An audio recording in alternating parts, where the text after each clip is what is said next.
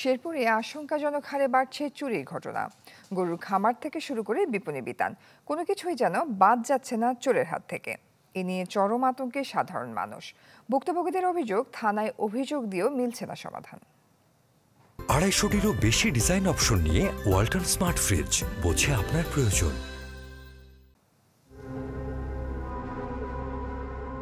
গত 22 জানুয়ারি শেরপুর শহরের গুরুত্বপূর্ণ বাণিজ্যিক এলাকা মুন্সিবাজারে চুরি হয় একটি প্রতিষ্ঠানে।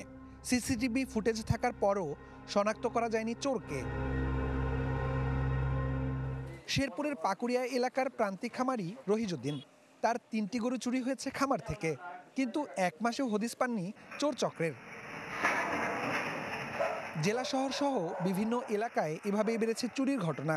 1 সপ্তাহে অন্তত 10টি চুরির ঘটনার সিসিটিভি ফুটেজ এসেছে চ্যানেল 24-এর হাতে, কিন্তু এসব ঘটনায় কোনো প্রতিকার না পাওয়ায় আতঙ্কিত স্থানীয়রা।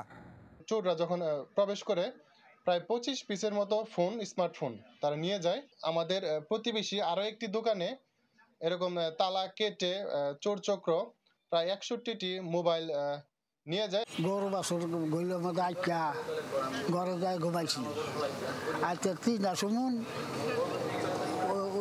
সকালে কামলা আইসে গরু ভাই গরু নাই। বড় একটা টাক নিয়ে আসে গরু নিয়ে গেল। এখানে 2টা গরু আছিল, প্রায় 2 লাখ টাকা দামের গরু, একটা গরু নিয়ে গেল। গরু চুরি হয়ে যাওয়ার পরে থানায় গেছিলাম, কিন্তু মামলা নেয় নাই, খালি বলে প্রমাণ বাই করো, এই করো, কিন্তু আমার সিসি ফুটেজে আছে। ইতিমধ্যেই 55টি মোবাইল চুরির ঘটনায় 10 জনকে আটক করেছে পুলিশ। এছাড়া নিয়মিত চলছে অভিযান।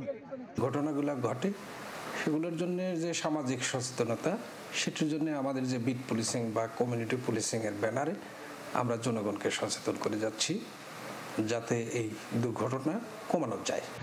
গত 3 মাসে শেরপুরের 5 থানায় চুরি সংক্রান্ত অভিযোগ জমা পড়েছে 15টি।